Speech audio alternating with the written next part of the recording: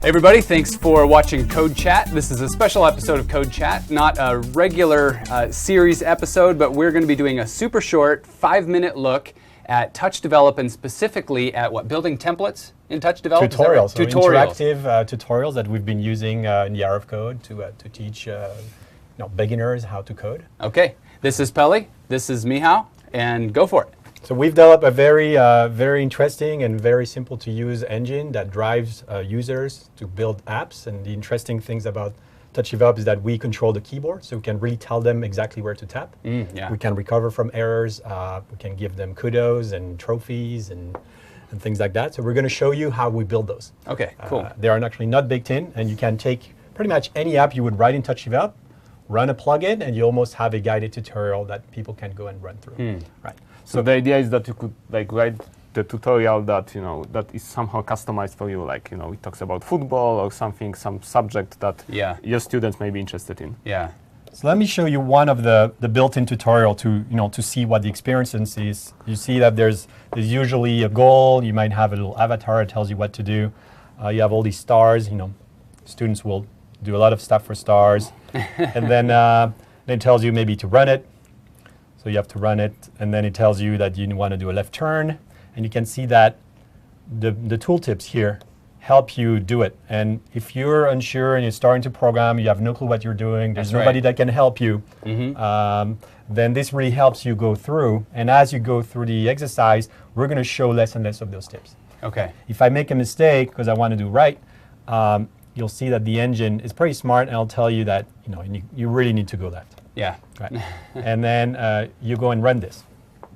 So the engine is very interesting, it's very robust, and you can create really complicated apps, and it's open. Anybody can go and do that. So how do we build these tutorials? The basic idea behind those tutorials is it's literal programming. You have a comment, you have a line of code. You have a comment, you have a line of code. We take that, we chunk it into steps, and then we have the students go through that. And then Michal wrote some super cool special diffing engine that takes care of placing the tips and detecting what change needs to be done to make progress in the tutorial. Interesting. Yeah. Okay. Right, so there's quite a bit of software engineering hidden under the tutorial engine. All right, so I'm going to create a blank. I'm going to do another turtle script. And you can see here I have turtle, and in this case I'm going to, maybe I go right this time, right? So change it up a little bit. Change it up, and then we're going to copy and paste a couple times. Let's do a square. All right. So I got my code, and I can run with it, and I'm happy with what the student is going to see, and that's usually the first step. And then once you have that, you want to break it down in pieces and explain every step. Yeah. Right. So in this case, I'm going to go into the plugins. It's possible to write plugins as Touch Develop scripts that will extend the IDE. Oh wow! So I can make templates, but I mean tutorials, but I can also make plugins. Yes. Interesting. So you can write a plugin, and there's an API in Touch Develop that's kind of reflection. It gives you the AST, the abstract syntax tree of the script or any script. So you can then do program analysis and compilers. So we can compile to C++ or C for Arduino, for example. Or in this case, we can go and add comments at the right spots. All right. So one of them is called Convert to Tutorial, and you can search for it. Convert to Tutorial, done by Tutorial Samples. That's kind of our user. And what this one does, it goes and analyzes the program. Looks through all the lines of code that have been written so far, huh? And it seems that it's analyzing for a long time. All right. And then just logging for a long time. And then it wants to save it somewhere. So I'm going to save it in Curious Turtle. And it gives you a diff. So you're running a random plugin on your code. So we give you a diff to make sure you're happy with the changes. Okay. Right. And you see now that there's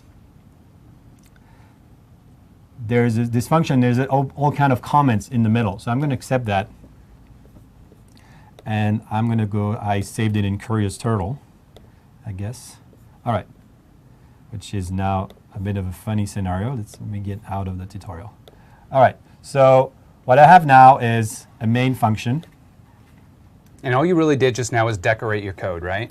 Decorate my code. Okay. So I have a main function, which really I don't need code in it. I have a #0main, that's where my tutorial, the hashtag zero mean, that's the first step. Okay. And then you'll see here, current step, code of step, forward, run your program. And these are special macros, they're all documented. Okay. And I'm gonna go here. I don't need this one. Oh, this, let's see. I think you don't need that one. Yeah, this one I'm gonna get rid of. And then the first main, your main function is the starter point of the template, right? And you have control like where you want to start from. That would be template empty. What's the name template for the generated app? So Edge will be expanded to one of our super adjectives. We have a little, wondrous, awesome, rockin', right. Turtle app. And then there's actually macros to control precisely what buttons you want to be showing in the IDE. Oh, wow. Right. So in this case, we don't want any buttons, so we're just going to get rid of the add new button. So no widgets. And here's the text. So how do I test this? And again, so that's the landing page. These are all my steps. Now I can leave the editor, and I can do follow tutorial in editor, and that's my debugging mode. So I'm going to follow my own tutorial like someone would do when it's published. Okay. Right.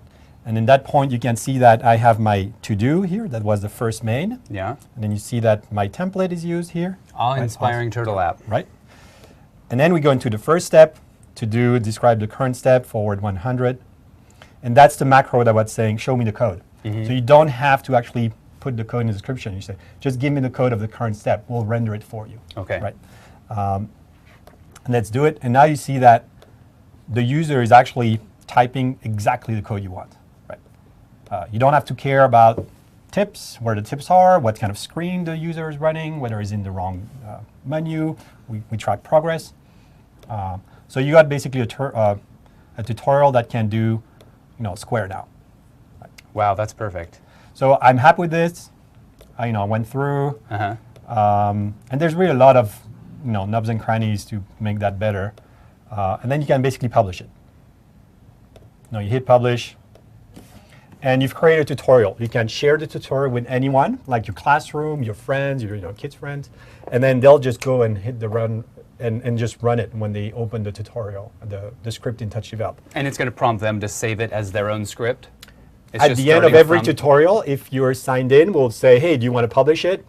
And then they're encouraged to publish it. And eventually, if they publish it, the next dialogue is, do you want to make it a Windows App Studio app? Okay. Right? Mm-hmm. So the flow is there. We're just very, very cautious about not getting, not logging in too early. Yeah, sure. Because of the first experience. So I can go execute a tutorial and use it without even logging in.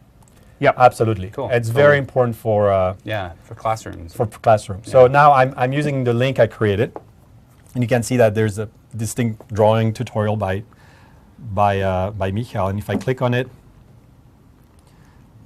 I'm started. That's right? awesome. So it's very easy to start. Now, you as a teacher, you get analytics.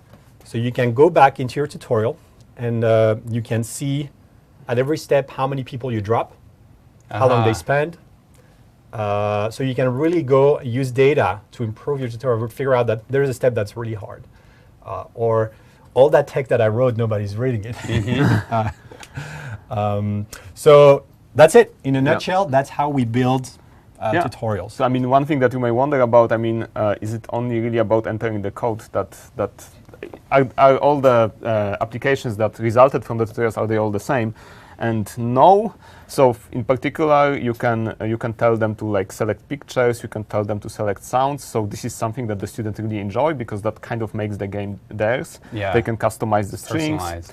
And then we also have ways of making more involved steps in those tutorials where we check if a condition is met. And then they have to kind of figure out what to do themselves. So you kind of guide them through the first few steps, and then you kind of give them a challenge problem. Right now, you have drawn we have shown you how to draw a square, and now you do a triangle yourself. Okay. And then you can test and see if the triangle has been drawn. Exactly. But you're not going to walk them through it step by step. Exactly. Okay. And it's then really up to them how exactly they're going to do it. Yeah. Yeah. Excellent. Okay. Well, is there something else you're looking for? No, or should we wrap it up? we always. I was doing Excellent. the more complex scenario, but Michal talked about it, so we can just skip. This is more an advanced scenario. Yep. Okay. Thanks for Okay. joining us on CodeChat. See you next time. Thank you.